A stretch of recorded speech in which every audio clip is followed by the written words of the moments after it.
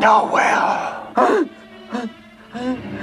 is the passage to hell. Bonjour à toutes et à tous et bienvenue pour ce nouvel épisode de Who You Gonna Call, le podcast qui parle de paranormal en toute simplicité et sans langue de bois. Je m'appelle Vanessa, je suis chasseuse de fantômes et je m'accompagne ici de spécialistes afin d'aborder les grandes thématiques du paranormal. Aujourd'hui, je reçois Julie que je ne vous présente plus. Ensemble, nous allons revenir sur notre incroyable enquête au château de Houska en République tchèque. Une enquête incroyable et nous allons vous en raconter les coulisses et revenir sur les phénomènes vécus. Coucou Julie, comment ça va ? Hello Vanessa, écoute, ça va très bien et toi ? Ça va super. Je crois que tu reviens du salon du funéraire. Ah là là, m'en parle pas. D'ailleurs, je pense peut-être que ça s'entend à ma voix, mais entre le salon du funéraire et la fête que j'ai fait tous les soirs, en chantant à tue-tête les tubes des années 80, j'ai la voix complètement bousillée. Bon alors ça avait l'air d'être fun. Du coup, le salon du funéraire, Tout à t'as vécu fait. ta meilleure vie quoi. Ah mais chez les croque-morts, on sait s'enjailler, hein, y a pas de souci. Bon, du coup, on a une Julie qui est malgré tout un peu en forme, et surtout, toi et moi, je sais que là, on est trop contente de pouvoir enfin parler de notre enquête au château de Houska. On l'attendait depuis longtemps. Ah là là, et pourtant, on l'a pas tournée, cette enquête, il y a 6 mois. Je crois que l'attente aurait été impossible si on avait attendu aussi longtemps. Mais on était pressés que la vidéo sorte, donc elle est sortie hier. C'était une nuit complètement inoubliable. On a tellement envie de vous en parler, c'est-à-dire que la vidéo ne suffit pas. Nous, on a vu la vidéo, enfin moi je l'ai montée, donc je l'ai vue 1 milliard de fois. On trouve que ça retranscrit plutôt bien ce qu'on a vécu. Maintenant, voilà, il y a les coulisses, il y a plein de choses qu'on a envie de vous raconter. Il y a aussi plein de phénomènes qui n'ont pas été capturés comme ça aurait dû, parce qu'il y a des choses qu'on a vécues qu'on entend très mal, voire pas du tout, donc c'est hyper frustrant. Donc voilà, Julie et moi, on a trop envie de vous parler de tout ça, et justement, c'est le but de ce podcast. On va vous parler de Houska, de son histoire et surtout de notre nuit si inquiétante et si intrigante. Alors là, comme ça, vite fait, Julie, toi, qu'est-ce que tu pourrais nous dire si tu devais résumer ta nuit d'enquête au château de Houska ? Ah, c'est impossible. Très bien, merci. Il y a tellement de choses à dire, effectivement, que résumer est impossible, d'où l'intérêt de ce podcast, justement. Moi, ce que je dirais, c'est quand même que c'était une nuit incroyable. Vraiment incroyable, je crois que c'est le mot, dans tous les sens du terme, du début à la fin, de la préparation à la fin de l'aventure.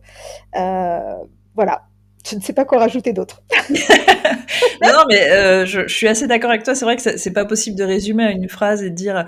Moi, c'est vrai que je pense que c'est une de mes enquêtes les plus mémorables, vraiment, que j'ai fait. Tout le contexte, c'est pour ça qu'on veut vraiment vous raconter, parce qu'il y a un contexte avant, après, qui fait que cette nuit, c'était à la limite du n'importe quoi, mais à la limite du je n'oublierai jamais en fait. C'est un truc de fou. Le lieu, en fait, je m'attendais tellement pas à ça. Ça aussi, on va y revenir. Mais le premier face à face avec le lieu et quand on entre à l'intérieur, moi, je me suis pris une putain de claque en fait. Je m'attendais tellement pas à ça. Château de Houska, il est magique. Elle a raison, Victoria, quand elle le dit dans la vidéo que c'est un lieu. En premier lieu, il faut pas voir les fantômes et tout ça, il faut voir la magie qu'il y a à l'intérieur. C'est vrai, il se passe un truc en fait. Il se passe vraiment un truc de puissant, de fou, on le ressent quand on est à l'intérieur. Et voilà, bon, clairement, là, j'ai fait plus d'une phrase, et c'est vrai que c'est pas possible de résumer, mais vraiment, l'une de mes meilleures enquêtes dans la vie. Je crois que c'est clairement dans mon top 5, et je n'ai qu'une envie maintenant, c'est emmener les gens avec nous. Y retourner et emmener les gens. Ouais, complètement. Bon, moi, j'ai fait beaucoup moins d'enquêtes que toi dans ma vie, mais cela dit, je pense qu'effectivement, celle-ci, elle est inoubliable pour plein de raisons. Et je sais pas, moi, pendant que je t'écoutais parler, et puis je me disais, en fait, ce château, pour moi, il est à la croisée des voiles. Oui, c'est ça, en fait, du monde visible et invisible, parce que là, C'est ça. pour moi, on ne parle pas que des morts et des personnes qui sont décédées. On parle vraiment de. C'est pour ça peut-être que je parle de magie, parce qu'on parle d'autre chose là, en fait. Et c'est peut-être l'un des lieux. Alors, il y en a peut-être un ou deux que j'ai dû enquêter où je ressentais ça, où c'était aussi perceptible et fort, en fait. Il n'y a pas que des histoires de fantômes et des histoires de paranormal dans tout ça. C'est hyper puissant. Et toi, je sais, alors moi j'avais d'énormes attentes, hein. Quand on a su qu'on allait enquêter au château de Houska, j'avais une attente qui était assez forte, mais toi, elle était encore plus forte. Est-ce que tu pourrais dire quand même que notre enquête a répondu à tes attentes, ou est-ce que tu attendais encore autre chose ? Alors, oui, elle a répondu à mes attentes, et en même temps, toi-même, tu sais, c'est frustrant parce qu'en fait, on a envie de plus encore, tu sais, toujours, tu vois. Comme d'habitude, j'ai plein de questions et comme d'habitude, non seulement je repars avec mes questions, mais avec encore plus de questions derrière. Ouais, bah ça c'est le problème de toutes les enquêtes, c'est que souvent on part avec deux trois questions, on revient avec 10, avec zéro réponse. Mais bah, pour les personnes qui ont vu la vidéo, oui d'ailleurs, alors je préviens maintenant, j'aurais déjà dû le faire en début de podcast, mais on va parler de l'enquête, on va parler de la vidéo aussi qui est sortie, on va revenir sur tous les détails, tous les phénomènes qui se sont passés. Donc si vous n'avez pas vu la vidéo, sachez-le, on va énormément spoiler, vraiment. Donc maintenant, après, c'est vous qui décidez. C'est soit en effet vous écoutez le podcast et ça va peut-être vous donner envie de voir la vidéo, soit vous l'arrêtez maintenant, allez voir la vidéo et réécoutez le podcast, parce qu'on on va pas se gêner. Et justement, c'est le but de ce podcast, c'est que nous, on a envie de vous raconter plein de trucs, et on a envie de revenir justement de façon débriefing sur certains phénomènes, parce que je sais que malgré le fait d'avoir fait certains efforts au niveau du montage, certains phénomènes sont un peu incompréhensibles et voilà, je préfère qu'on les explique ici dans le podcast. Maintenant, je voudrais te demander à toi, pourquoi Ouska? Pourquoi on est parti enquêter à Ouska? Bah, pourquoi Ouska? Déjà, à la base, on partait à Prague. Ouais. Et c'est vrai que voilà, moi, quand on en avait discuté, on s'était dit que ça serait quand même dommage de repartir de Prague sans avoir fait une enquête Absolument. dans un lieu. Ouais. Et on a cherché, plus toi que moi d'ailleurs. Hein. Moi, je t'ai balancé un truc et puis je t'ai dit vas-y. Toi, tu t'occupais de tout le planning du séjour qui était énorme. Donc tu C'est m'as vrai. laissé cette partie et je me suis dit vas-y, je gère. Je vais trouver Voilà. un lieu d'enquête. Exactement. Et effectivement, tu as bien fait ton travail. Bon. Bon, je vais te laisser la primeur de raconter à quel point ça a été compliqué, mais Oui. on y est quand même arrivé. Et au final, Ouska s'est un peu imposé puisque c'est la première proposition qu'on t'a faite. Oui, alors moi en gros, j'ai contacté un groupe qui développe des ghost tours à Prague. Alors c'est pas celui qu'on voit dans la vidéo où on est toutes les deux à Prague et on visite la ville, c'est un autre. Et je les ai contactés au culot directement, leur disant bah voilà, vu que vous faites des ghost tours, vous connaissez les lieux hantés, nous on vient, on a envie de faire une enquête.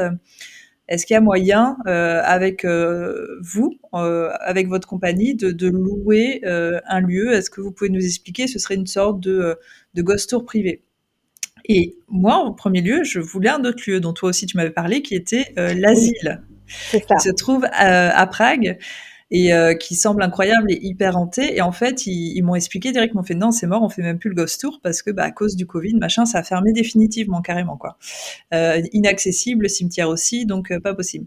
Et là, j'étais là, ah mince, c'est tout, du coup, est-ce que vous pouvez me proposer autre chose? Mais sur le coup, en fait, j'ai pas du tout pensé à Ouska, parce que moi, j'étais plutôt basée sur Prague, en fait. Donc, je me disais, bon, il va me dégoter un autre lieu sur Prague directement.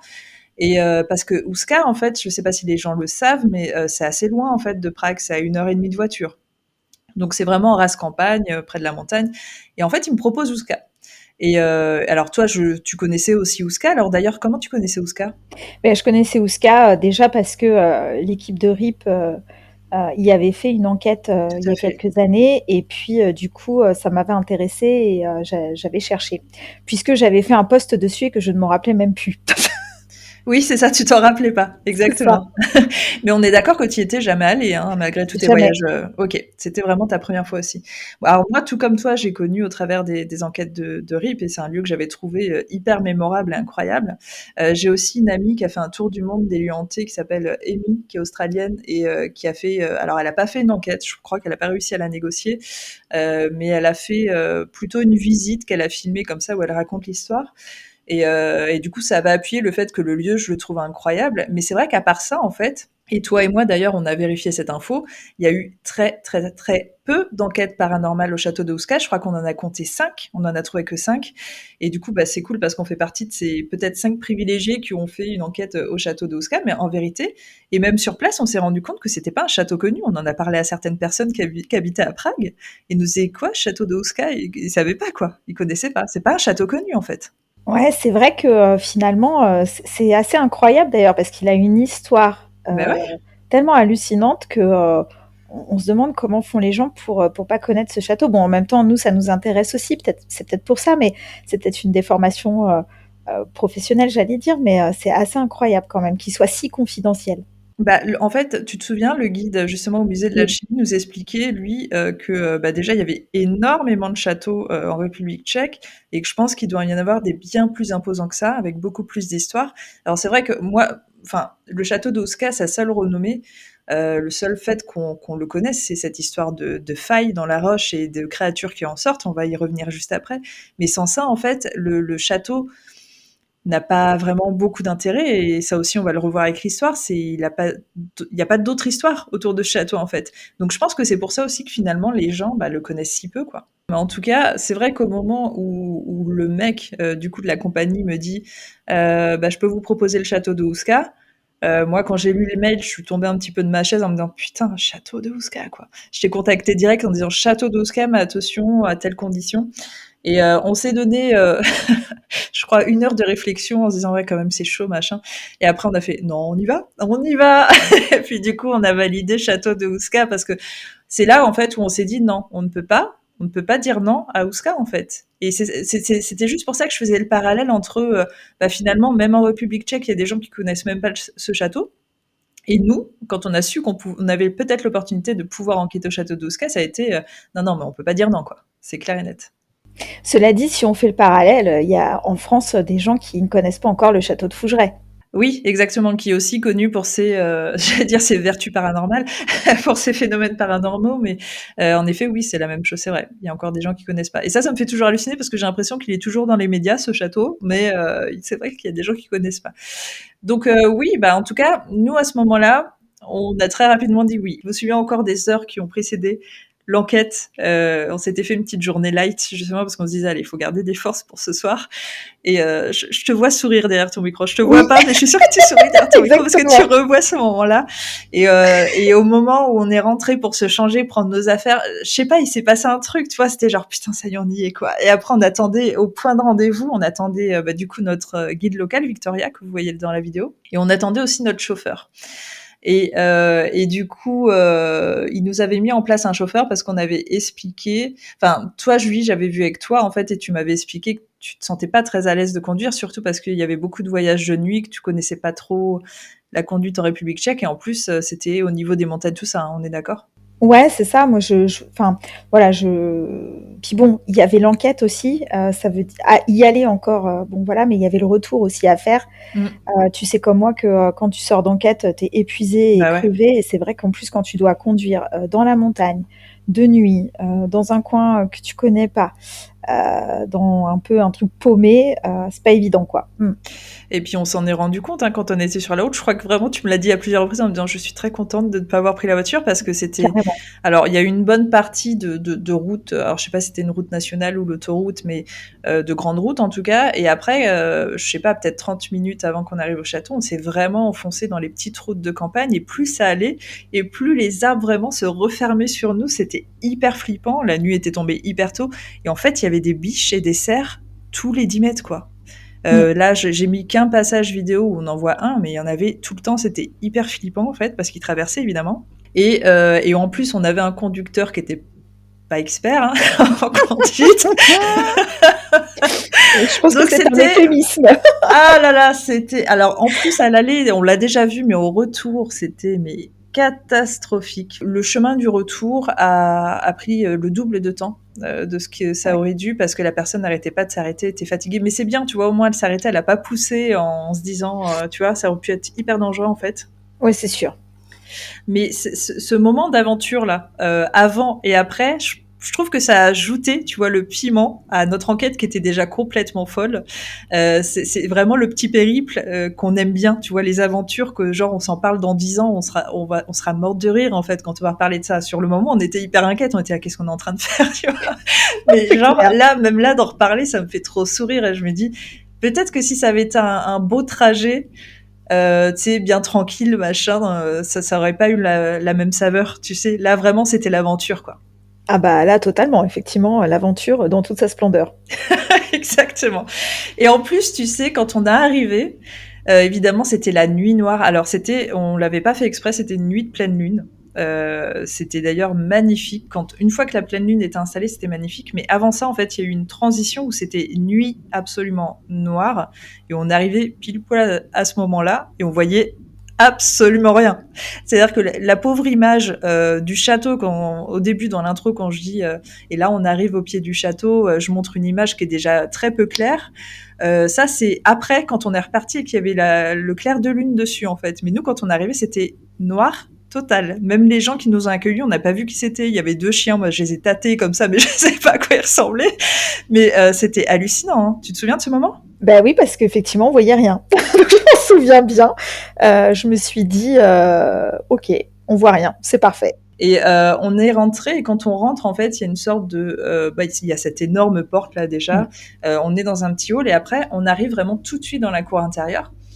Et sur le chemin, en fait, la guide n'arrêtait pas de me dire « Mais tu verras, enfin, il y a pas grand-chose à faire dans le château, il est complètement vide. » D'ailleurs, ils étaient intrigués pourquoi on avait choisi le château, parce qu'ils comprenaient pas qu'on le connaisse. Ils disaient « C'est un petit château, enfin, il y a vraiment rien, quoi. » Et en fait, on s'est retrouvés au milieu de la cour, et là, je vois les balcons. Enfin, moi, j'avais très très peu de souvenirs, hein, vraiment, du château par rapport aux vidéos que j'avais vues.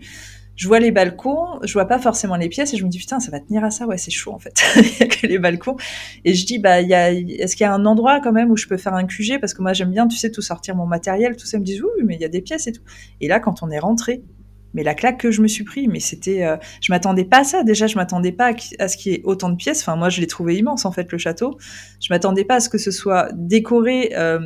Alors, c'est, on va dire, de mauvais goût, parce que c'est pas du tout une déco que j'utiliserais, et puis c'est pas non plus une déco que j'affectionne beaucoup, mais le côté vieux chasseur avec les trophées sur le mur, c'est, tu sais, ça apporte du cachet dans un lieu qui est déjà réputé pour ses créatures maléfiques, avec la magie, tout ça, isolé dans la forêt. Et tu dis putain, toi t'as pensé quoi quand on est arrivé ?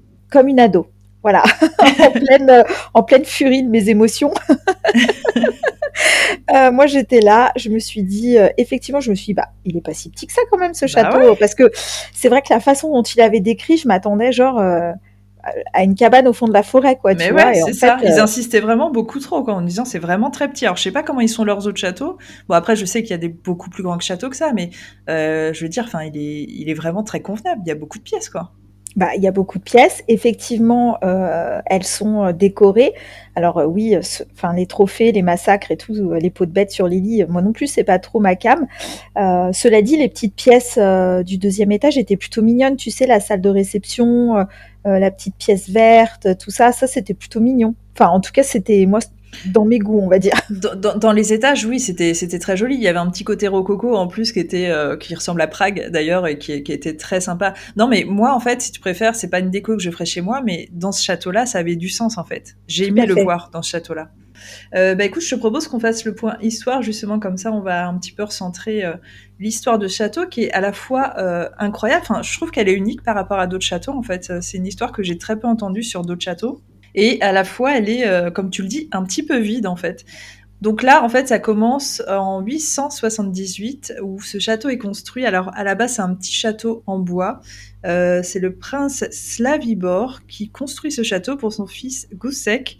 Et à la base, c'est un cadeau, une sorte de résidence d'été, voilà, pour qu'il puisse venir quand il veut. Mais il n'y avait pas une fonction de château-château, déjà à la base. Ce qui se passe ensuite, c'est que ce château, en fait, il a été construit en nid d'aigle sur une roche, sur de la roche calcaire.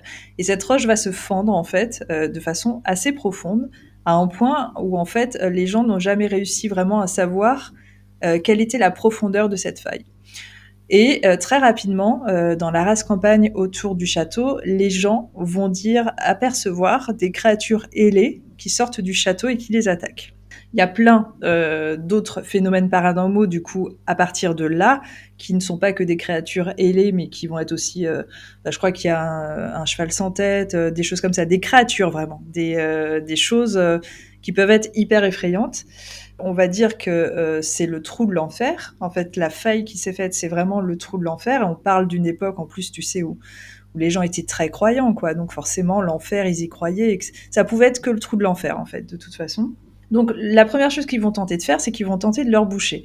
Et apparemment, ils ne vont jamais y arriver. Apparemment, ils essayaient de jeter des pierres, et ça tombait. C'était comme un puits sans fond, en fait. C'était impossible.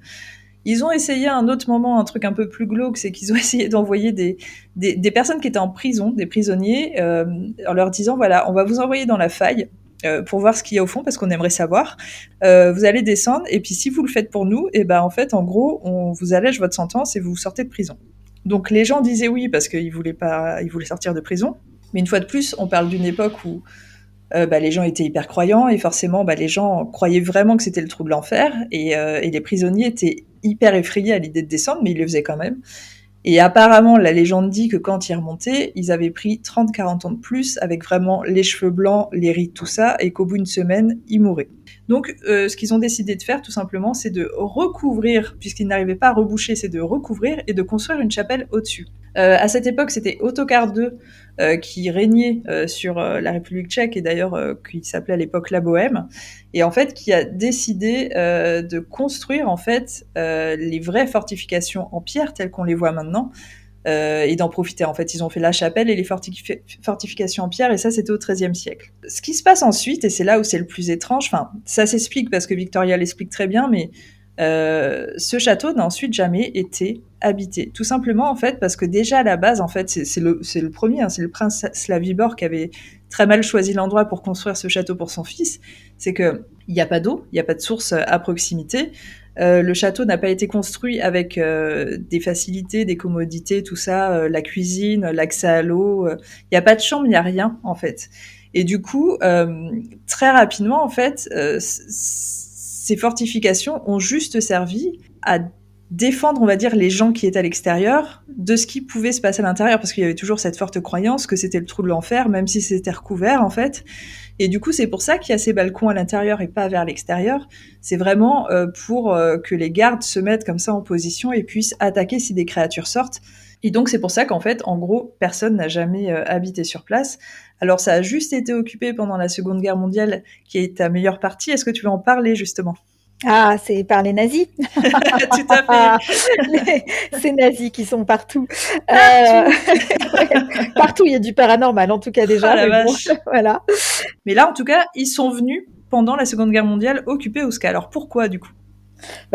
Pourquoi ? En fait, parce que eux avaient connaissance de cette histoire très certainement sur Ouska. Alors, il y a, la raison officielle, et Victoria l'explique très bien, c'était pour servir de bibliothèque, d'archives, de livres, etc., etc. Mais connaissant l'admiration, on va dire, pour les sciences occultes que pouvait avoir Himmler dans un premier temps et aussi Hitler, on se doute bien quand même que s'ils sont venus à Ouska, c'était pas pour rien. Il y avait notamment des prisonniers juifs aussi au château. Tout ça, on peut quand même bien se douter que ils venaient très certainement faire des expériences, y trouver le trou de l'enfer ou je ne sais quoi en fait. Complètement, c'est sûr et certain. D'ailleurs, c'est finalement, c'est pareil, tu vois, comme on parlait de Ouska ou du château de Fougeray qui peuvent être méconnus encore pour ce genre de choses. Il est souvent méconnu que les nazis, alors quand je dis les nazis, c'est au sens large du terme, mais en fin de compte, réellement, c'est les dirigeants nazis comme Hitler ou comme Himmler ou d'autres encore, étaient complètement férus de sciences occultes. Finalement, c'est très peu connu. De deux, on a très peu, entre guillemets, d'archives aussi, puisqu'il faut savoir que c'est ça le problème. voilà, à chaque fois que les Allemands étaient battus quelque part pendant la guerre, en général, ils prenaient soin de tout détruire, de mettre le feu, etc., etc. Donc, c'est vrai que réellement, on a peu de documents, quoi. Mais on en a quand même quelques-uns et on a des rapports, des expériences qui étaient faites et c'est quand même finalement assez fou, ça aussi, je trouve. Et après ça, justement, après cette période d'occupation, une fois que la guerre était terminée, c'est là où le château n'a toujours pas été habité. Alors, le château, en fait, a toujours eu plusieurs propriétaires, mais en fait, les propriétaires n'y ont jamais habité pour les raisons qu'on a évoquées tout à l'heure. Ils ont souvent des habitations dans le coin, voire beaucoup plus loin. Et en fait, sur place, au bas du château, il y a une petite maison, en fait, et là, il y a une personne qui s'occupe tout simplement de l'intendance du château. Dans mes souvenirs, mais Julie, tu vas me confirmer, peut-être, si tu le sais, je crois que le château a toujours été plus ou moins privé, et il est genre ouvert aux visites et au public depuis très peu de temps, je crois. Ouais, c'est ça, ça fait à peine quelques années, qu'il est ouvert, alors de mémoire, il me semble que ça fait une quinzaine d'années, je crois, quelque chose comme Ouais, ça. je Mmh. crois que c'est un truc comme ça, tout à fait. Et voilà, en gros, pour l'histoire, du coup, c'est un château à l'histoire assez fascinante, à une destinée qui n'était pas attendue, puisque c'est à la base un cadeau pour le fils d'un prince qui est devenu le trou de l'enfer, qui est ensuite devenu un château un petit peu inhabité, comme ça. On sait pas trop ce qu'il fait là. En fait, en gros, c'est ça la question de tout le monde, c'est mais que fait ce château-là? Il n'a rien à faire là, il ne sert à rien, ce pauvre château. Et du coup, voilà, c'est un lieu absolument incroyable. Et je pense que cette magie qui en ressort, en effet, c'est déjà dû aux forces telluriques, à tout ce qui s'est passé à l'époque, parce que je pense que quand même la pierre a capturé tout ça, toute cette mémoire absolument folle, au passage de toutes ces strates d'histoire qui sont aussi hallucinantes. Enfin, je veux dire, le passage sur les nazis, quand même, c'est complètement fou. Et puis les propriétaires, apparemment, le dernier propriétaire apparemment était décédé genre 2-3 mois avant notre enquête. Et apparemment lui-même, Victoria en parle, c'était un sacré phénomène. Donc je crois que les proprios aussi apportaient quelque chose, ou apporté une strate de plus, une magie de plus au lieu qui fait qu'aujourd'hui il est ce qu'il est, quoi. Et en effet, je confirme, enfin, en tout cas moi je trouve, il est impressionnant et fascinant. Du coup, on peut enfin parler de cette nuit d'enquête, de ces phénomènes qu'on a vécus, parce que je m'attendais pas à vivre tout ce qu'on a vécu, et surtout aussi rapidement, parce que disons-le, Julie, on a posé les affaires, on est tout de suite parti en repérage. Moi, j'ai chopé la caméra, on est parti en repérage. Ça a commencé 2 minutes après, quoi. Oui et puis, je pense qu'on peut dire qu'il s'est limite passé beaucoup plus de choses pendant le Ouais. repérage que pendant l'enquête en elle-même réellement. Ouais, ça d'ailleurs c'est très frustrant parce que ça arrive très souvent Mmh. et je pense que c'est l'excitation en fait. Tu sais, de toute façon, comme tout est toujours lié à l'énergie que nous on apporte sur le lieu, à ce moment-là, on était tellement surexcités que je pense que là on leur a donné à boire et à manger, quoi. Donc là ils étaient au taquet. Alors on va revenir un petit peu de façon linéaire, en tout cas comment ça apparaît dans la vidéo sur les phénomènes. Ce que vous avez pu voir, on va vous expliquer certaines choses parce qu'il y a des choses, comme je vous disais, qui n'ont pas forcément été enregistré comme nous on l'a entendu, ou même des choses qu'on dit voir et que vous voyez pas. Donc on va vous expliquer tout ça. Donc ce repérage, en effet, à la base, c'était juste, tu sais, vraiment comme je fais d'habitude et comme toi tu peux faire aussi, c'est faire le tour du lieu déjà pour le comprendre, le voir. C'est un mélange de curiosité et aussi de bien se mettre en place pour l'enquête par la suite, savoir ce qu'on va faire, machin. Donc après, on monte au premier étage, et là, enfin toi tu le dis, on est suivi et moi je t'appuie en effet parce que on a entendu des bruits de pas derrière nous clairement dans les escaliers, quoi. Ouais, ouais, ouais, puis moi je sentais bien, une présence monter derrière moi, en fait. Vraiment collé à toi? Ouais, pratiquement. Ouais, parce que je sentais vraiment quelque chose de physiquement, c'est comme si j'avais senti que, tu vois, quelqu'un marchait derrière moi, quoi, vraiment. C'est vrai que ça nous donnait cette impression. C'est pas arrivé qu'une fois d'ailleurs, bah, c'était surtout au moment du repérage où vraiment on a l'impression qu'on marchait sur nos pas, quoi. Vraiment de façon pas timide. Vraiment, on est là, quoi. On suit. Toi, t'aurais dit qu'il y avait plusieurs personnes? Je pense que, selon les moments, il y a eu une à plusieurs personnes. À ce moment-là, en tout cas, c'était une pour toi? À ce moment-là, pour moi, c'était une. Ok. Et ça, c'est vrai que, bah, une fois de plus, malheureusement, c'est un son qui n'a pas du tout été enregistré. Il y a eu beaucoup de fois pendant l'épisode. C'est très frustrant quand ça arrive, mais là, ce son-là n'est pas enregistré. Pourtant, c'était des bruits de pas forts. Donc, on prévient Victoria, on dit putain, on est vraiment suivi, mais on continue. Et là, on arrive dans des pièces où on commence à avancer. Et là, tu te retournes une nouvelle fois où je te filme et tu dis mais je suis suivi, il y a quelqu'un, quoi. Ah oui, oui, moi et puis tu sais, je voyais cette, comment dire? Cette, alors c'est pas forcément une ombre, comme on peut voir, avec nos yeux, mais je sentais cette densité. Ouais, je comprends Voilà, complètement. si tu comprends? C'est vraiment de la perception, on est d'accord, hein. Tout à fait. C'est comme si on se baladait dans le noir et qu'on arrivait à percevoir les meubles dans notre maison, tu vois. On sent leur Exactement. volume, on sent tout ça. C'est ça, exactement et non seulement je sens le volume, mais j'ai la perception qu'elle se déplace, en fait.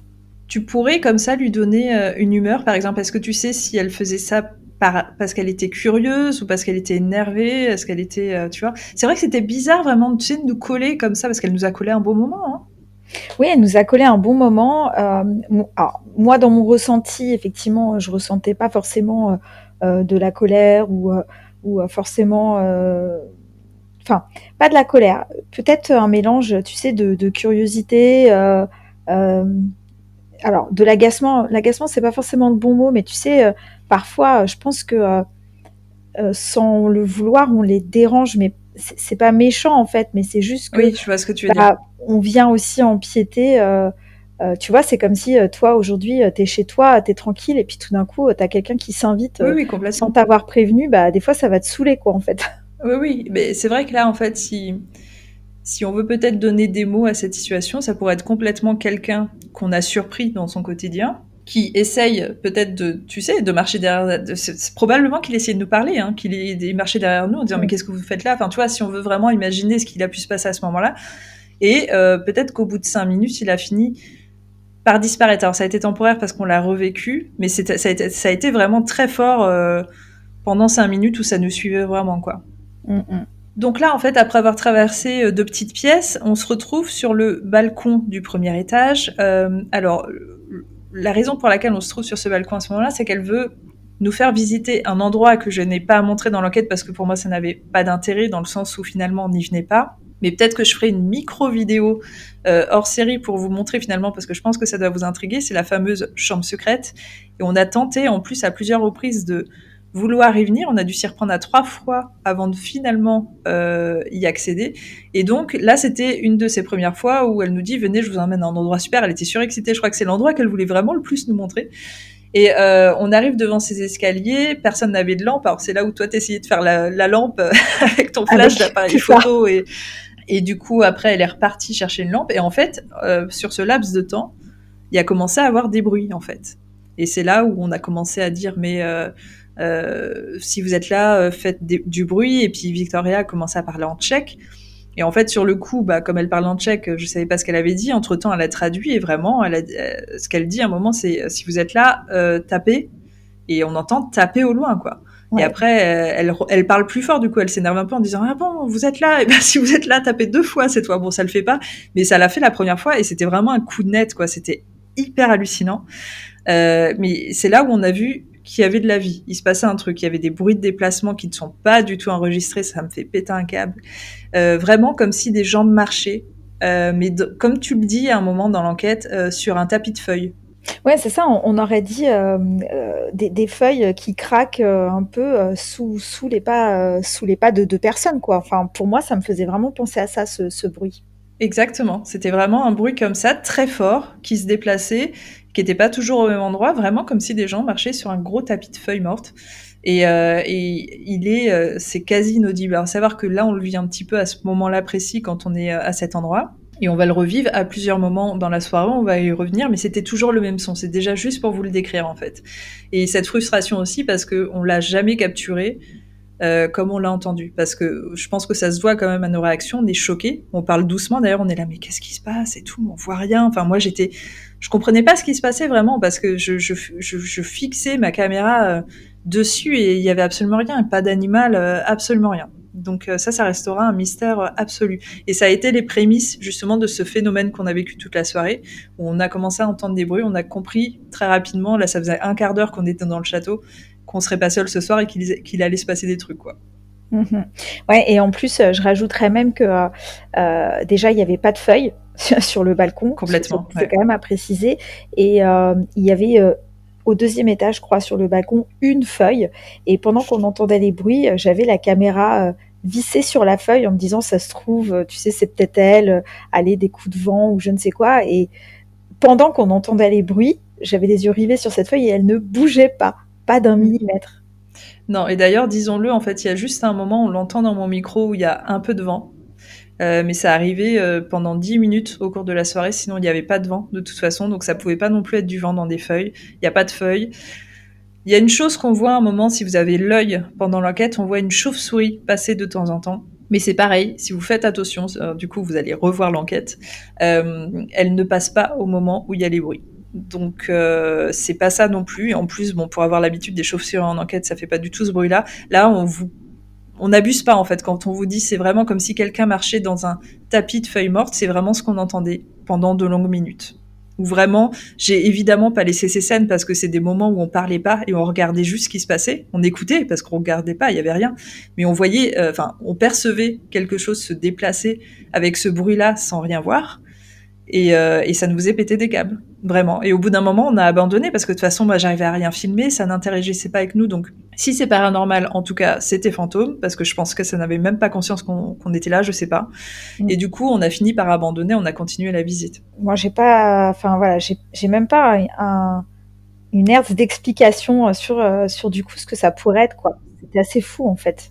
Eh ben, moi, c'est pareil en fait. C'est-à-dire que j'ai pas toujours des explications à ce qui nous arrive en enquête. C'est normal, hein, c'est le paranormal. Mais il y a des fois quand même où j'ai des pistes, où je me dis putain, ça se trouve il s'est passé ça. Là, je n'ai pas une piste. C'est fou en fait. C'est parce que tu vois, des fois quand on vit des phénomènes, ça dure 1 seconde. Il y a un énorme bruit. Et le temps, tu sais, de réfléchir, de te repasser le truc dans la tête, déjà, t'as quasiment oublié. Mais là, en fait, tu le vis pendant 2 heures, c'est face à toi. Donc, t'as le temps de l'analyser, de le vivre, d'essayer de voir à quoi ça te fait penser, machin, nanan. Il y a Victoria qui va sur place. Quand elle va sur place, là où il y a les bruits, il n'y a plus de bruit. Ça rend fou, en fait. C'est ça, il faut quand même repréciser qu'on s'est déplacé à chaque fois partout sur le balcon. Et à chaque fois, on avait l'impression du coup que le bruit partait à l'opposé, en fait. Exactement. Et c'est en ça qu'on se dit, mais c'est complètement fou, quoi. En fait, on entend distinctement quelque chose, c'est même assez fort. Et à chaque fois que nous, on se déplace, ça se déplace de l'autre côté. Exactement. On a continué, on est parti au 2e étage. Au 2e étage, on commence à traverser les pièces. Là, je trouve qu'elles étaient aussi très impressionnantes. Il y avait cette grande pièce avec les chaises, le piano, tout ça. Et là, en fait, en traversant les pièces, alors, je me rappelle plus si toi aussi tu l'as vu, Julie, mais on a vu une silhouette. Notre première silhouette. Tu l'as vu aussi, l'homme ? Oui. Alors là, c'est pareil, c'est très bizarre à dire, mais du coup, on l'a vu toutes les trois. Alors ça aussi, c'est un passage que j'ai pas mis. Parce que, bah, évidemment, vous vous en doutez, ce n'est pas filmé. Et il y avait déjà tellement de moments où on disait qu'on avait vu des ombres que je me suis dit, si je mets que des moments comme ça, en fait, ils vont pas comprendre. En plus, c'est pas forcément un moment sur lequel on est revenu par la suite. Donc en fait, on a vu dans un coin de la pièce une silhouette d'homme, vraiment, grand, un peu touffu, comme ça. Ça a duré 2 secondes, après il a disparu. Et on a essayé d'interagir par la suite avec lui. On le voit dans l'enquête où je pose le pod, tout ça, et je dis, on vous a vu tout à l'heure. Ça n'a pas forcément fonctionné, donc je pense que ça aussi, c'est... Est-ce que c'était une mémoire? Est-ce que c'était résiduel? Je sais pas, t'en penses quoi, toi, d'ailleurs, de cette vision? Moi, je pense que ça devait être certainement une mémoire ou quelque chose comme ça. Enfin, moi, c'est l'effet que ça m'a donné. Pas forcément, du coup, conscient qu'on était là. Non, je sais pas comment l'expliquer parce qu'après, c'est toujours compliqué de mettre en mots ces choses, mais c'est vraiment après des ressentis énergétiques, en fait, sur le coup, tu vois. Ouais. En fait, à force de faire des enquêtes et ce genre de choses, on finit par se rendre compte que certains phénomènes ont une signature énergétique particulière. Enfin, en tout cas, là, sur ce qui s'est passé, sur cette ombre qu'a traversée, j'avais pas cette signature d'esprit vraiment là avec nous et conscient de ce qu'il fait et de ce qui se passe, quoi, en fait. Oui, parce que toi, justement, l'ombre dont tu parles, Julie, ça c'est quand on est parti en enquête, et c'est vrai que toi aussi, t'as vu, non, mais complètement traversé dans le dos de Victoria dans une pièce. Oui. C'est pareil, c'était un homme pour toi qui passait? Enfin, tu pourrais définir un genre? Je pense effectivement que c'était un homme aussi, mais pour le coup, là, par contre, il n'y avait pas la même signature énergétique. Ah, alors du coup, tu penses qu'il faisait quoi? Il nous fuyait? Ouais, je pense que... Alors, nous fuir, je ne sais pas, mais en tout cas, je pense qu'il avait bien conscience qu'on était là. D'accord. Et il y a eu cette ombre qu'on a vue aussi pendant l'interview, que toi, tu n'as pas vue, je crois. Ouais, c'est ça, moi, je ne l'ai pas vue. Mais j'ai entendu. Que tu as, toi, entendu. D'ailleurs, tu l'entends juste avant. Alors, en fait, au moment où Victoria, justement, évoque l'ancien propriétaire qui s'appelait Simonek, et on sent qu'elle est un peu émue parce que c'est quelqu'un qu'elle avait quand même connu et qui était décédé récemment. Et toi, en fait, t'as fait gaffe à cette scène ou pas? Parce que c'est vrai que moi, je m'en étais pas rendu compte sur place, mais en fait, on se parle pas du tout. On se regarde et je parle pour toi sans même qu'on se soit concerté, en fait. Je savais que tu l'avais vu. Oui, complètement. Il y a eu cette espèce de symbiose entre nous. Et effectivement, quand j'ai regardé la vidéo, et d'ailleurs, ça m'a vraiment rappelé le moment. Et je me suis dit, c'est vrai que je te regarde. Et oui, on a su tout de suite, on s'est comprise. C'est un truc de fou quand même. Le simple fait que je vois que tu regardes là-bas, qu'on s'est regardé dans les yeux, et j'ai dit, elle vient de le voir. J'ai parlé à ta place. Enfin, et je me suis dit, c'est fou. Enfin, la connexion qu'il peut y avoir entre les gens. Parfois, tu sais, il y a même pas besoin de parler, quoi. Je savais que, et c'est là où tu dis, bah, je l'ai entendu, en fait. C'est Et ça. t'as entendu sa voix, mais en effet, t'as pas compris ce qu'il disait. Non, absolument pas, non. Toi, pour toi, c'était vraiment lui, c'était Simonec? Oui, parce que encore une fois, c'est toujours difficile de mettre des mots là-dessus, mais oui, pour moi, voilà, de la vibration énergétique, le moment, en fait, Victoria, ce qui se dégageait d'elle aussi, Ouais. puisque nous aussi, on est vivants, on dégage des signatures énergétiques, donc en fait, c'est vraiment ce tout cumulé, quoi, voilà. Ouais, tout correspondait. Et très rapidement, en effet, on a vu. Bah, alors c'est vrai qu'une fois de plus, ça me fait sourire parce que, alors je pense que c'est parce que toutes les lumières étaient allumées, mais on a une réaction presque mignonne de là. Oh, j'ai vu, non, t'as vu, non, toi aussi, mais c'est super. Tu vois, c'est genre, est-ce qu'on est vraiment en train de faire une enquête paranormale? Mais j'ai vraiment vu. En fait, moi, j'ai vu la réflexion de l'ombre. C'est encore plus étrange. Il y avait un miroir dans le couloir en face de nous, et en fait, j'ai vraiment vu la réflexion de cette ombre qui part vers la sortie. Et bah, Victoria l'a vu aussi. Et là, j'étais là, mais hallucinant, en fait. D'accord. Donc, enfin. Là, on était encore dans la continuité de tout ce qui se passait depuis le début, et ça faisait quoi? Ça faisait 3/4 d'heure qu'on était là, et je me suis dit, mais c'est quoi ce lieu de fou, en fait? Et mais une fois de plus, c'est des choses que nous, on a vécues, donc on est riche d'expérience, mais c'est des choses que, bah voilà, immontrables en vidéo. Alors, c'est des moments que j'ai quand même laissés, mais où on voit pas ces ombres et on n'entend pas ces bruits, donc hyper frustrant. Pendant qu'on est en repérage et qu'on est encore sur les balcons, tu sais, on arrive à ce four là où on se dit mais c'est quoi d'ailleurs, elle savait pas ce que c'était, cheminée, four, machin. Il y a un premier bruit qui est bizarre qu'on n'arrive pas trop à situer, mais qui était autour de toi. Et là, en fait, c'est là où tu as ta première vision. Et tu te dis ah, faut que je dise un truc. Et ça t'est arrivé d'un coup cette vision de petite fille? Ouais, d'un coup, d'un seul, sans prévenir. Et je sais que tu l'as eu une nouvelle fois après dans la chapelle où tu la vois avec un homme, mais à ce moment-là, quand tu la vois, elle est seule, elle est. Oui, elle est seule. Quand je la vois à ce moment-là, il y a vraiment qu'elle, et c'est marrant parce que, en moi-même, je me demande ce que peut venir faire une petite fille en fait dans cet endroit. Et c'est d'ailleurs ce que tu demandes à Victoria, parce que par rapport à l'histoire, il n'y a rien qui correspond au fait qu'une petite fille ait pu être ici. Alors, elle, du coup, je crois qu'elle t'a répondu que ça pouvait être lié peut-être bah, aux expérimentations, d'ailleurs, je crois. Hein. Oui, et puis elle me dit aussi que c'est pas la première fois. Alors elle me dit que effectivement, elle a pas forcément connaissance Ouais. d'une petite fille qui était présente, voilà, mais que c'est pas la première fois en fait que on lui parle d'une petite fille dans le château. Et donc là, tu as ta première vision très forte de cette petite fille vraiment qui te tient et qu'on va garder plus ou moins au cours de la soirée pour essayer de voir si cette petite fille a envie de communiquer. Parce que du fait qu'elle se montre, elle avait peut-être en effet envie de faire passer un message en tout cas. Bah, sûrement de toute façon, comme, enfin très certainement, 90% des esprits qui se présentent en général, c'est effectivement pour communiquer parce que ils ont des choses à dire ou à montrer, quoi, en tout cas.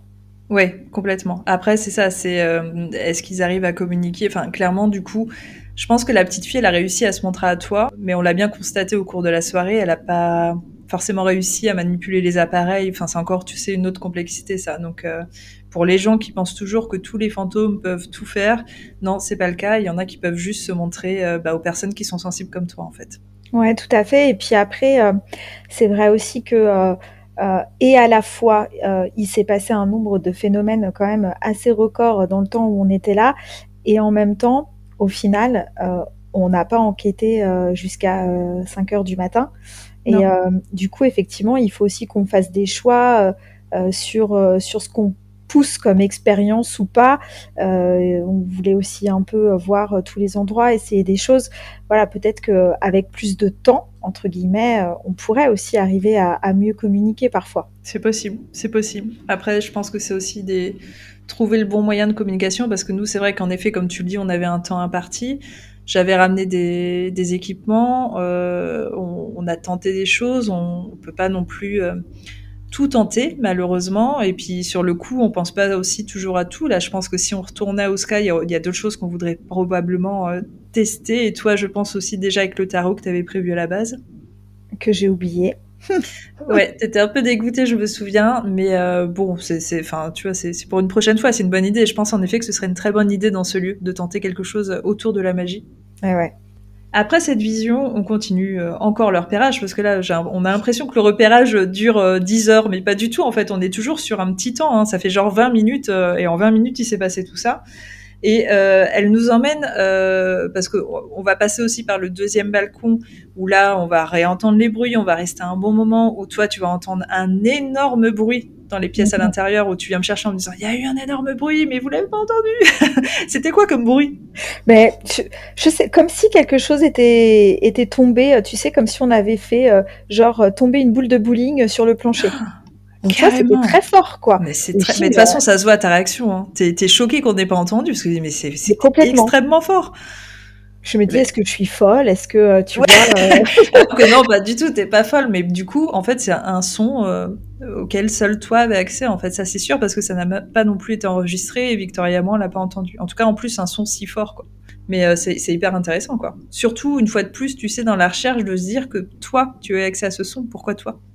C'est certainement ce qu'il y a toujours, c'est une conversation ça qu'on avait déjà eue, mais c'est ce qu'il y a de plus frustrant parfois en enquête, parce que quand on est plusieurs à entendre ou à voir les choses, ça nous donne cette espèce de consensus que oui, il s'est bien passé quelque chose.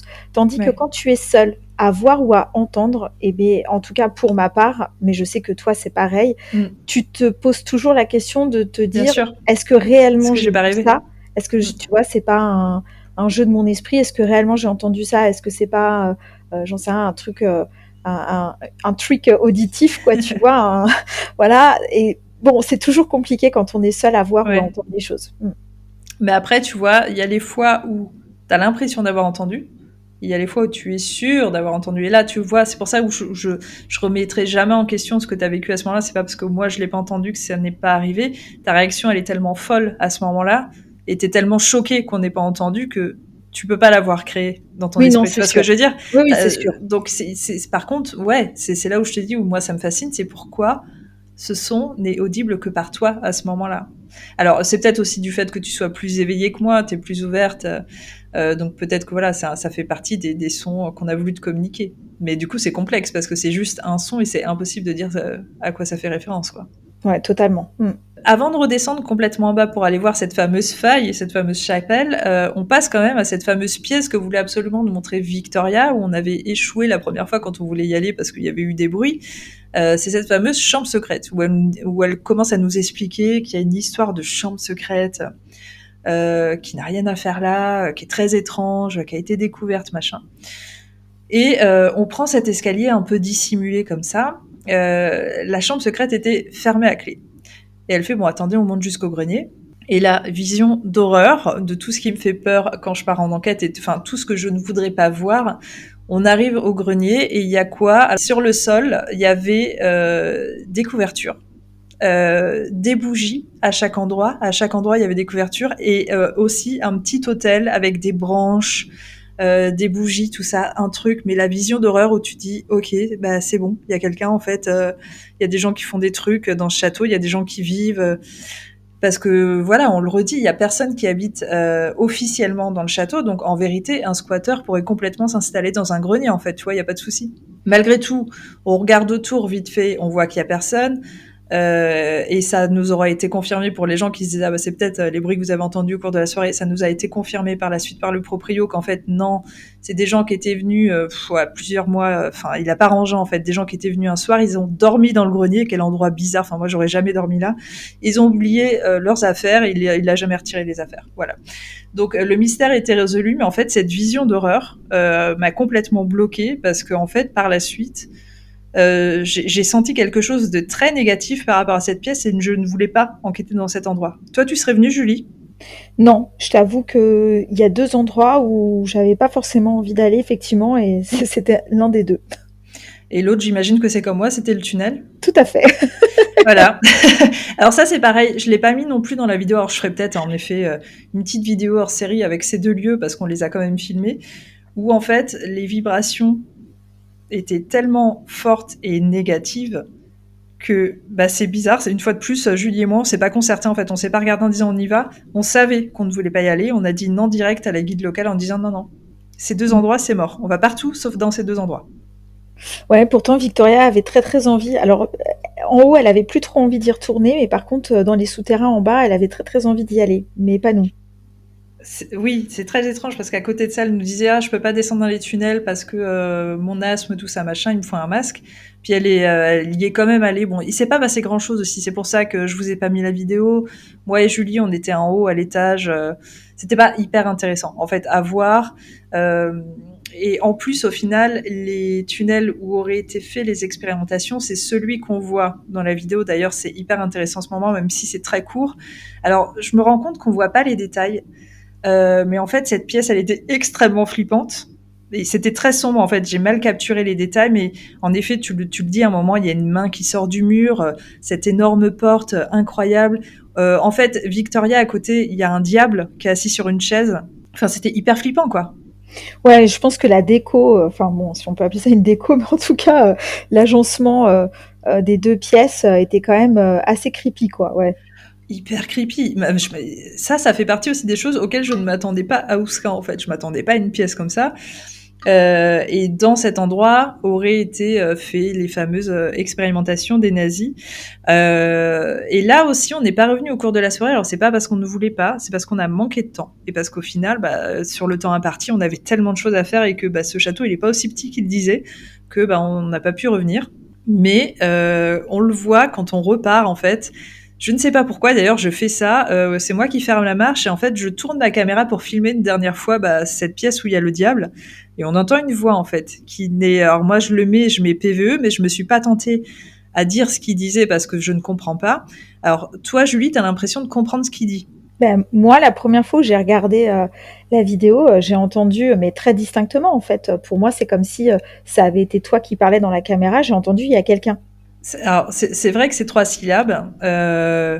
Moi, je suis d'accord avec toi, c'est un homme. Je me risque même peut-être à dire un homme âgé. Et qui dit nanana. Voilà, Ouais. pour moi, c'est ce que j'entends. Après, je l'ai fait écouter à Victoria, du coup, forcément, parce qu'elle a vu l'enquête aussi. Elle savait pas. Elle arrivait pas à reconnaître forcément du tchèque. Donc, bon, c'est peut-être, en effet, comme tu dis, c'est peut-être il y a quelqu'un, Julie. Mais il y a quelqu'un qui parle, en tout cas, qui n'est pas nous. J'en sais rien, et je précise en plus que je te dis ça alors que j'ai écouté l'épisode sans écouteur. Oui, moi, je trouve qu'on l'entend plutôt bien, celui-là. Voilà, oui, moi aussi. Mais du coup, après, enfin, je sais pas, est-ce que c'est encore une fois une perception quand je regarde l'épisode, ou est-ce que c'est vraiment ça? Je pourrais pas te, Non, tu mais vois, une fois de plus, ça peut être tes perceptions. Tu vois, t'as des Ouais. perceptions qui sont différentes des miennes et de Victoria, et peut-être que toi, ça te permet de comprendre ce que ça dit. Maintenant, est-ce que c'est ça? Je sais pas. Ça peut être aussi. C'est vrai que des fois, quand on écoute un son, on a l'impression d'entendre un son. C'est des pareidolis de sons en fait. Hein. Mm. C'est un peu des hallucinations sonores. Donc, je sais pas, mais la chose est sûre et certaine, c'est qu'il y a un son qui est capturé. Alors, je le précise parce que c'est peut-être pas forcément clair pour les gens. On ne l'entend pas sur le coup. Hein. C'est un phénomène de voix électronique. C'est vraiment seulement enregistré sur la caméra. Nous, à ce moment-là, on est en train de sortir, on est tranquille. Oui, tout à fait. C'est moi, une fois que j'ai fait le dérush, en fait, je me suis rendu compte qu'il y avait cette voix. J'ai bien vu que c'était pas du tout une voix féminine, que c'était bien une voix qui était capturée, qui était très étrange et très forte. On voit vraiment, sur ma barre de son, on voit vraiment qu'il y a une voix qui est enregistrée, quoi. Et donc après, on fait notre petite interview. Alors pour l'interview, on a dit en gros, hein, le gros, ça a été toi qui as probablement entendu Simonek, l'ancien propriétaire, et nous qui l'avons probablement vu, ou en tout cas qui avons vu une ombre furtive. Mais il y a aussi eu ce son incroyable qui n'a pas été enregistré. Ça aussi, ça me fait péter un câble. Une sonnerie de téléphone, mais une sonnerie de téléphone, pas de portable, à l'ancienne. Vraiment le tring, tring. Enfin, j'arrive même pas à le faire, mais tu vois, les anciens téléphones de nos grands-mères, là, quand on tournait les cadrans. Enfin, même ceux qu'on avait quand on était petite, quoi. Oui, dans les années 80, c'est vrai. J'avais encore ce téléphone quand j'étais Exactement. petite. Et on a vraiment entendu une sonnerie comme ça, très forte, où on voit qu'on a toute une réaction, mais putain, c'est quoi ça? Pourquoi il y a une sonnerie? À savoir que, bien évidemment, vu que personne n'habite dans ce château et que il y a pas d'installation téléphonique, il n'y a pas de téléphone, en effet, on a fait le tour. Moi, je redemande à Victoria quand même à ce moment-là, mais non, bien sûr qu'il n'y a pas de téléphone. Donc, on a capturé un son de téléphone fantôme, mais qui, une fois de plus... Alors, je me dis, le seul moment où il y aurait pu avoir un téléphone, c'était en effet peut-être pendant l'occupation. C'est peut-être ça qu'on a capté. D'ailleurs, probablement, ce son, il faisait très vieux. Mais ça veut dire que du coup, ils avaient probablement un QG par là. Chelou, hein. Bah, certainement, de toute façon, si on part sur cette période-là de l'histoire, ils occupaient pas que les cachots, hein, ils devaient tout occuper, donc bon. Et du coup, après, on s'est équipés pour partir en enquête. Et toi, je t'ai équipé de cette jolie petite épaulière avec la caméra en bout. Alors, je t'avais mis ça parce que pour que ce soit plus facile pour toi aussi, parce que c'est pas un exercice facile de filmer toute une soirée comme ça. Puis tu vois, on a tendance en plus à souvent se concentrer que sur les images, alors que moi, je voulais quand même que tu vives ton expérience. Et donc voilà, je t'ai installé ce bras. Et en fait, 2 minutes après le départ, il t'arrive un truc de fou, quoi. Bah, en fait, on montait, alors je me rappelle, on était au fond de la petite pièce, là, on montait les escaliers et donc il y avait Victoria, toi et moi, je fermais la marche et on commence à monter et tout d'un coup, la caméra tombe toute seule, mais non seulement c'est même pas elle tombe, elle a pivoté puisque moi je l'ai vue en fait. Elle a pivoté comme si effectivement on l'avait poussée avec la main. Encore poussé, je crois que t'es gentil. Ouais, enfin, c'est pour essayer de donner une image, quoi, mais effectivement, comme si on l'avait frappé, et je vois la caméra pivoter, en fait. C'est hallucinant.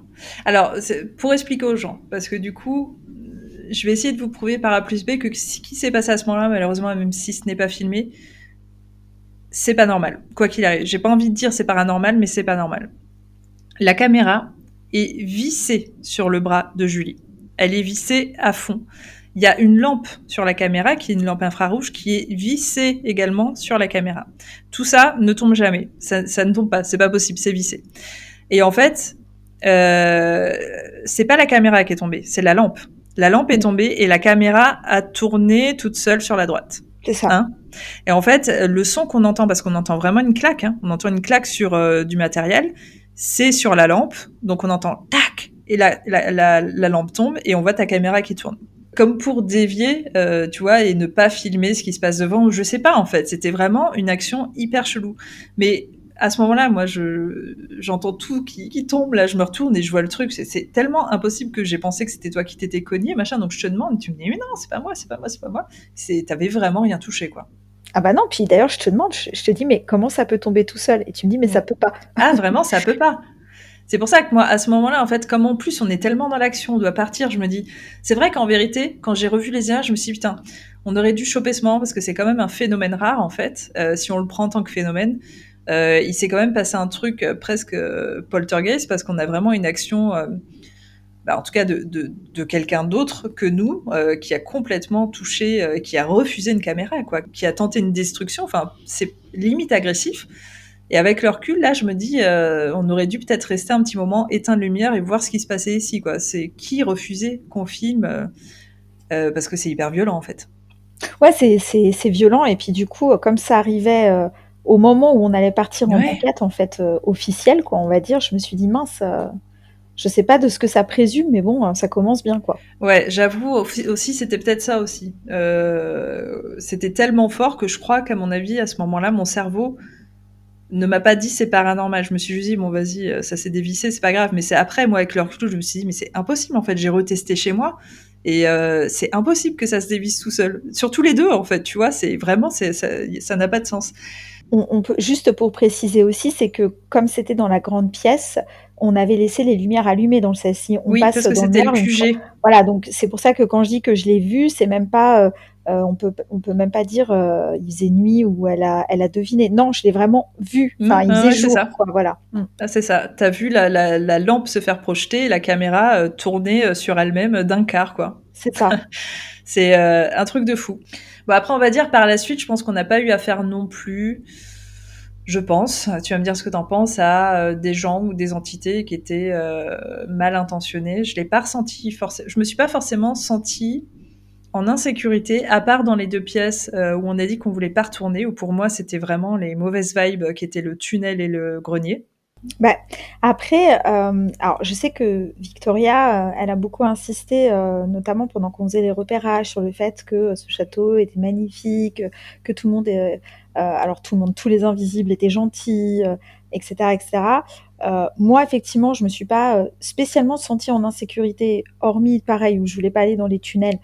C'est pas de l'insécurité. Par contre, ce qui est sûr, c'est qu'au-delà en fait de la bienveillance ou quoi que ce soit, il y a quand même des énergies qui sont très, très fortes et qui par moments étaient tellement fortes que, Moi, ça m'a Ouais. dérangée, mais ça veut pas dire que c'était malveillant. Ça veut juste dire que, bah oui, parfois, j'avais l'impression, moi, d'être dans un espèce de bouillon d'énergie et qui était pas toujours, très agréable, en fait. C'est ça, ouais. Tu avais 2-3 endroits comme ça où, limite, tu sais, les énergies ne cohabitent pas. Nos Mmh. énergies ne cohabitent pas avec les énergies qui sont sur place et du coup, moi, c'est souvent des pièces où je peux pas rester parce que de toute façon, ça m'atteint trop, bah, c'est souvent des endroits où je vais vite avoir, soit des malaises ou, mal à la tête ou des choses comme ça et en plus, je pense qu'on peut pas forcément bien travailler quand les énergies cohabitent mal, tu sais, tu te sens mal à l'aise, Ouais. tu pas en confiance. Donc là, clairement, tunnel et grenier, c'est vraiment ce qui s'est passé, quoi. Et en plus, grenier, moi, je te dis, il y a eu un effet aussi un petit peu psychose qui est d'avoir vu cette installation, ça m'a complètement terrorisée, quoi. Oui, moi, à la limite, j'ai pas vu, mais effectivement, vos réactions m'ont largement suffi, quoi. Et d'ailleurs, je pense à ça parce qu'on est en train de parler du grenier et d'un moment que je trouve assez cool. On a utilisé une Ghostbox. Alors, c'est pas une Ghostbox en appareil, mais on a utilisé une application de mon amie Amy, qui est l'enquêtrice australienne, dont je faisais référence au tout début. Et en fait, elle a fait une application qui s'appelle GhostTube, qui est une Ghostbox. Et en fait, une Ghostbox, c'est quoi? C'est une banque de mots. Et il se dit justement que les esprits peuvent utiliser cette banque de mots pour communiquer. Donc forcément, quand on l'utilise en enquête, il y a des mots qui vont ressortir. Il faut faire attention. Alors, je dis souvent aux gens, cette application, je l'utilise avec parcimonie. Je fais surtout gaffe à ne pas tirer de conclusions trop hâtives parce que des fois, ça sort des conneries. Il faut surtout voir en fait au fur et à mesure des questions si c'est cohérent. Et en fait, il y a ce moment, tu te souviens, alors Mmh. déjà, ça nous a sorti des petits mots sympas, enfin sympas, ou en tout cas qui n'étaient pas toujours bêtes en fait. À un moment, ça a sorti, tu parlais de brûler et plus tard, ça a sorti brûler. En fait, c'était bizarre. Ça a parlé de chambre à plusieurs reprises, chambre, et puis chambre, on n'arrivait pas à savoir parce que du coup, c'est ça en fait, il y a pas de chambre à part cette chambre secrète. On n'arrivait pas à savoir quelle chambre c'était. Et surtout, en fait, là où il y a eu une belle corrélation, c'est quand j'ai dit mais vous êtes où et que la Ghostbox a envoyé chambre. Et là, je me suis dit waouh, ok. Tu vois, c'est quand il y a des jeux de questions-réponses comme ça qui corroborent, c'est assez intéressant. Et quand on était justement au cours de l'enquête, on est repassé devant l'escalier de cette chambre secrète où Victoria, je voyais qu'elle essayait de passer un message. On le voit, hein, de toute façon, elle Oui. essaye de dire, mais je sais pas, je ressens un truc, j'ai l'impression qu'il faut qu'on monte, mais en même temps, j'ai pas envie de monter, mais je sens qu'il faut qu'on monte. Mmh. Le drama mexicain. Et j'étais là, non, mais de toute façon, bah, c'est mort, je ne monte pas. Enfin, moi, c'était sûr et certain. Et elle fait ouais, mais en même temps, je comprends, mais je pense qu'il faut qu'on monte, mais en même temps qu'il faudrait pas qu'on le fasse chier ou qu'on l'emmerde et tout. Non, enfin, je sais plus comment elle formule ça, mais en gros, qu'on aurait affaire à quelque chose qui serait pas cool. Et là, la Ghostbox dit diable. Et là, bah toi et moi, ma réaction, on a la même. C'est trop drôle. On est à oh my godness. C'est ça. On était à fond dans notre rôle d'américaine.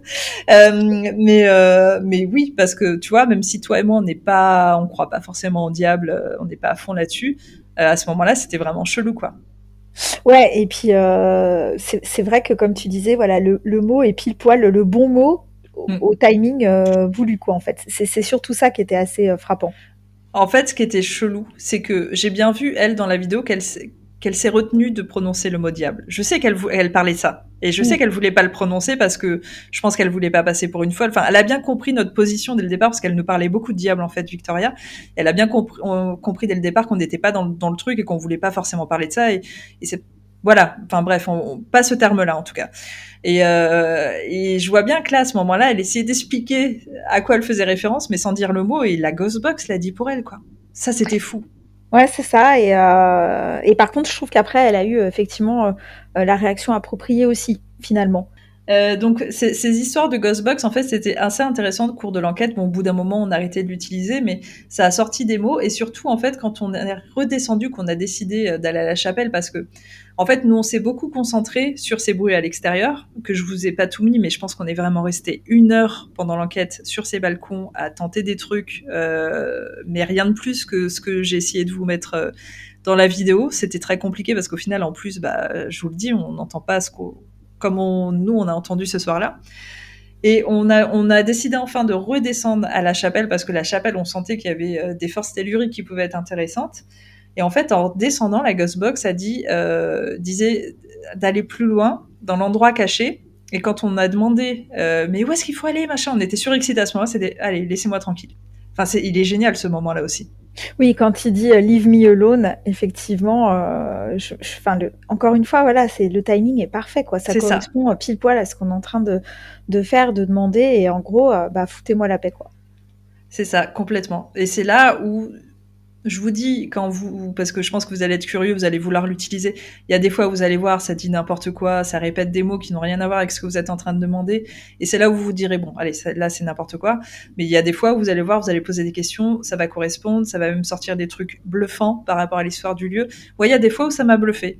Et il y a des fois où ça n'avait pas de sens. Et là, ce soir-là, j'ai l'impression quand même que c'était intéressant. Et il y a aussi un phénomène assez fou qui est que toute la soirée, en tout cas à partir du moment où on est parti en repérage, les 2 chiens en fait qui gardent le château parce que du coup l'intendant et toute sa famille n'habitent plus en bas du château, ils habitent plus loin en fait, mais ils laissent 2 chiens de garde qui sont très gentils mais qui sont des chiens de garde. Et en fait à partir du moment où on est parti en repérage, ces chiens-là, alors c'était pas de façon continuelle mais aboyaient très souvent.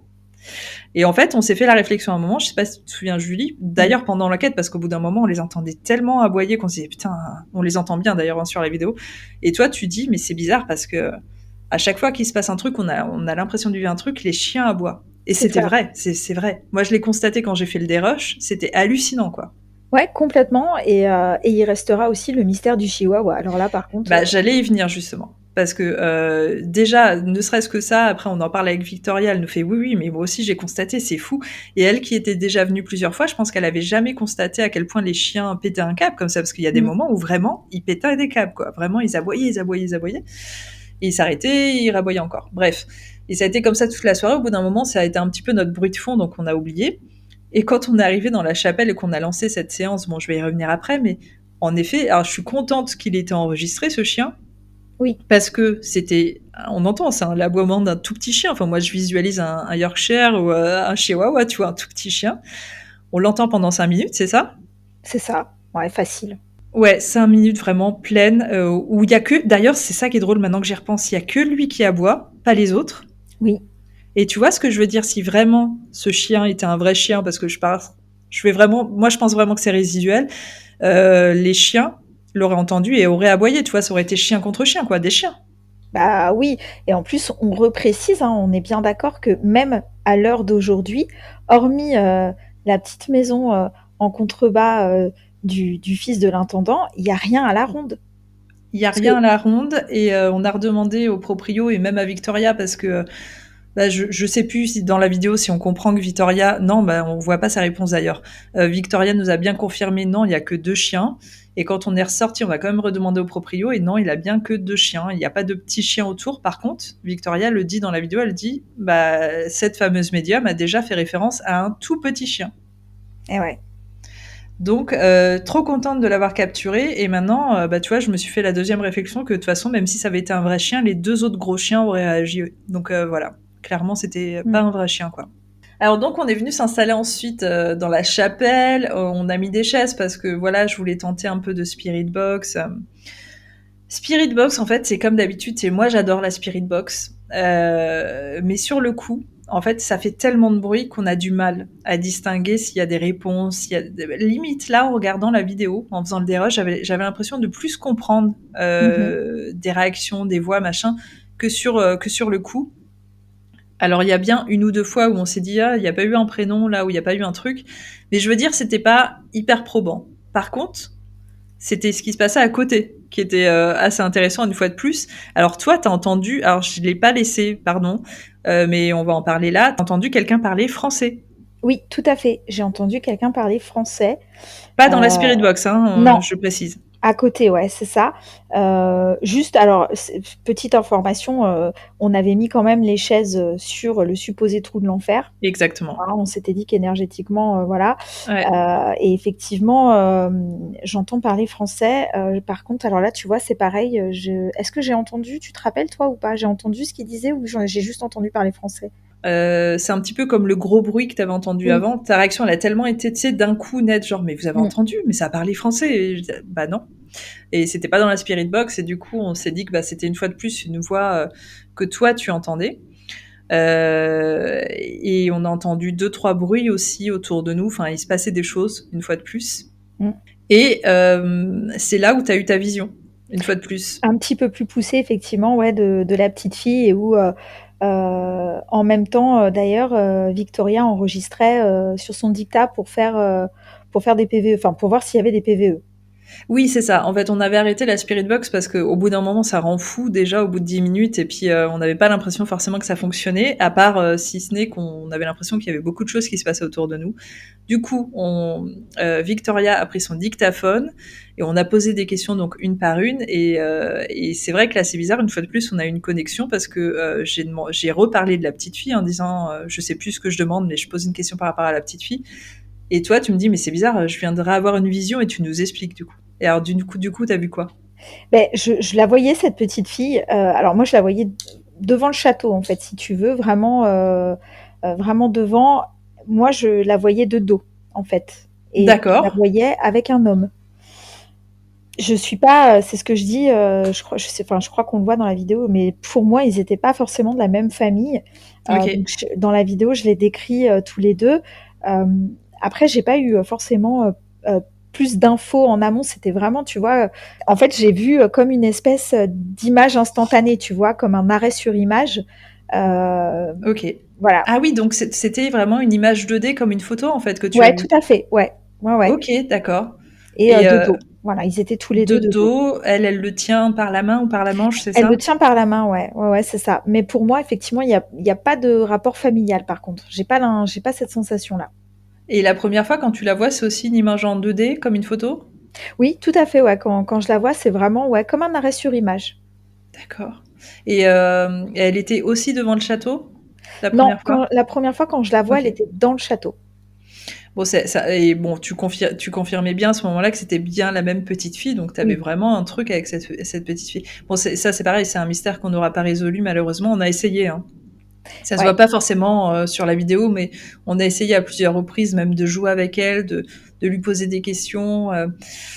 Je crois que même Victoria a posé des questions, elle traduisait des questions pour nous en tchèque. Bon, ça a pas forcément fonctionné. Donc, de toute façon, comme tu voyais des images en 2D, c'était des souvenirs, je pense. Je pense même pas qu'elle était probablement là. C'est juste que toi, tu avais accès à souvenirs et que bah, c'est assez incroyable, quoi. Donc, en gros, cette séance de Spirit Box et cette séance de TCI au dictat n'ont pas abouti tel qu'on l'aurait voulu parce que bah, cette chapelle, en fait, c'était un petit peu ce qu'on gardait pour la fin, parce qu'on voulait, tu vois, que ce soit grandiose. Enfin, grandiose, je m'entends, mais tu vois, c'est le lieu, quoi. C'est le trou de l'enfer, il est là, c'est une chapelle. On le tente, quoi. On essaye de savoir ce qui s'est passé ici, et au final, comparé à tout ce qu'on a vécu avant, c'est peut-être l'endroit où il s'est moins passé le truc, quoi. Ouais, et en plus, visuellement, quoi, cette chapelle, moi, personnellement, je m'attendais quand même j'allais dire à un peu mieux, mais elle paye pas de mine, quoi, en fait. Tu vois, Elle paye, alors, tu vois, on bah, dirait une grange, enfin non, quand même pas. Non, non, après, c'est vrai qu'elle est très très simple, mais je pense qu'une fois de plus, sa fonction n'était pas d'être chapelle. Alors, c'est vrai que si tu compares ça aux magnifiques chapelles, églises et cathédrales qu'on trouve à Prague, bien sûr que c'est une étable. Maintenant, moi, ça me fait penser à des petites chapelles que j'ai pu rencontrer lors de voyages, tu sais, dans les campagnes, des toutes petites chapelles très très simples, qui sont limite un peu touchantes. Mais c'est vrai que là, avec l'infrarouge, on voit pas, mais il y a des peintures très vieilles sur le mur qui datent du 14e, 15e, à moitié effacée, qui raconte un peu l'histoire de Ouska. Et puis je sais pas, elle est touchante dans son histoire en fait, parce que sa fonction c'était chapelle de protection, mais pas chapelle où on vient prier, tu vois ce que je veux dire? Ouais, c'est vrai, mais du coup, enfin, je sais pas, je m'attendais très certainement à autre chose, quoi. Après, moi, c'était plus en effet par rapport au phénomène, qu'en effet j'avais plus d'attentes, plus que tu vois à son aspect. Mmh. Et au final, où c'était extrêmement calme. Alors, une fois de plus, est-ce que aussi c'est parce on l'a senti aussi, hein, plus l'enquête avançait, plus on perdait en énergie et moins il y avait de phénomènes comme d'habitude. Et ouais, c'était peut-être plus compliqué pour communiquer. Je reste persuadée qu'il y a un truc à faire à la chapelle. Ouais, ouais, c'est possible parce que moi, je sais que finalement, cette enquête m'a particulièrement fatiguée au point que je me suis endormie pas mal de fois. J'ai eu des micro-sommeils. Tu veux dire tout le long? Ouais. T'étais seule à surveiller la route qui était affreuse et toi tu dormais tranquille comme ça. Et après quand je t'ai dit putain c'était affreux la route, tu me fais ouais et tout, arrête t'as dormi tout Non, le mais long. J'étais réveillée à la fin, la toute fin, Ouais, effectivement, les 10 c'était minutes. l'enfer. Mais T'as eu cette voilà. force de pouvoir, enfin cette chance surtout, Et de ouais, mais pouvoir écoute, dormir. ça m'arrive rarement quand même. Donc voilà, j'avoue que Bah, cet ça hôtel nous m'a avait bien épuisée, ouais. puisé, ouais, ça nous avait puisé beaucoup d'énergie. Je pense que c'est un lieu qui prend et qui donne beaucoup. Oui. Et de toute façon, c'est ça, hein, quand tu vis des phénomènes paranormaux, ça puise forcément une énergie quelque part. Et là, c'était pas dans nos appareils, hein, c'est sûr, ça avait puisé toute notre énergie. Donc ouais, on a été crevés de toute façon. Mais en même temps, nous, on a arrêté du coup après la chapelle. On a refait un petit tour pour récupérer les appareils, dire merci, au revoir, comme on le voit dans la vidéo.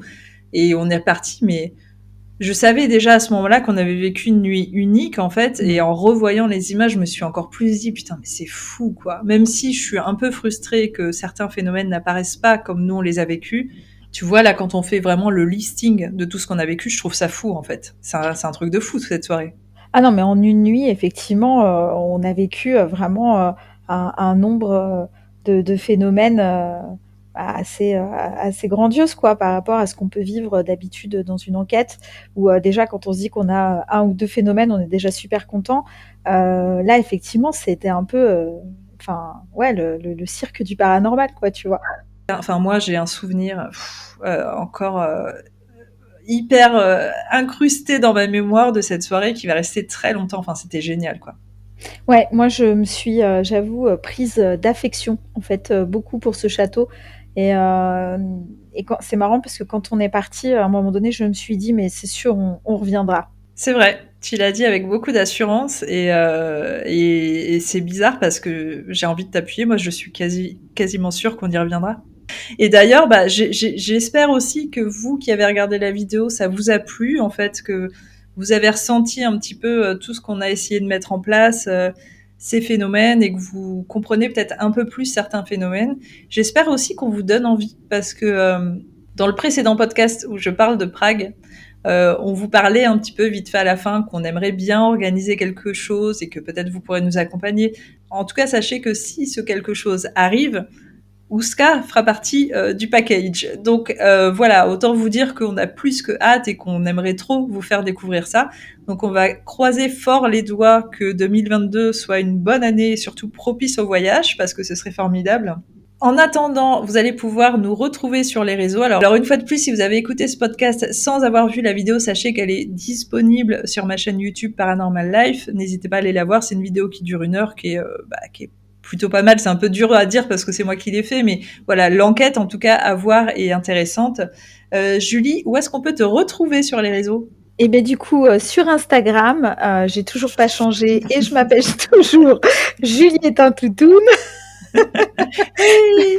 Voilà, ça me fera rire maintenant, je crois, jusqu'au bout à chaque fois. À l'époque, j'aurais dû choisir un autre pseudo, mais je ne pensais pas à l'époque. Non, mais je pense que voilà. c'est ce qui fait ton charme. Voilà, là C'est on bien ça. sait, Julie est un toutoune, ne change jamais, ça je te l'ai dit, hein, surtout. C'est important. Donc voilà, et puis encore une fois, toujours pareil, n'hésitez pas à venir nous dire ce que vous avez pensé déjà de la vidéo. Si vous entendez, vous aussi, le PVE, il y a quelqu'un ou Ah oui. pas dans les 2 pièces souterraines. Enfin voilà, n'hésitez pas à nous dire ce que vous en avez pensé et si ça vous a plu autant qu'à nous. Et puis autant vous dire que si 2022 ça se fait, mettez bien vos sous de côté. Oui, complètement. Puis là, il y a les fêtes qui arrivent. Si vous demandez de l'argent de poche, vous mettez ça de côté. Bon, voilà, ce sera cool. Vous verrez, on va vous faire découvrir Prague comme on l'aime et ce château absolument incroyable. Alors, en attendant ce voyage, sachez que Julie et moi, et River James d'ailleurs, vous pouvez nous rencontrer sur les événements parce que Julie fait maintenant partie de la team des événements Nuit Ghost Hunt. On fait un premier événement en janvier au château de Creuilly en Normandie. Alors trop contente, ça va être ton premier et ça va être génial. Et puis il y en aura d'autres au cours de l'année. Donc si vous avez envie de nous voir vraiment sur le terrain, et ben sachez que c'est possible et d'enquêter avec nous dans des lieux présumés hantés. Vous allez sur le site internet lesnuitsghosthunt.com et là vous aurez toutes les infos. Voilà, vous suivrez.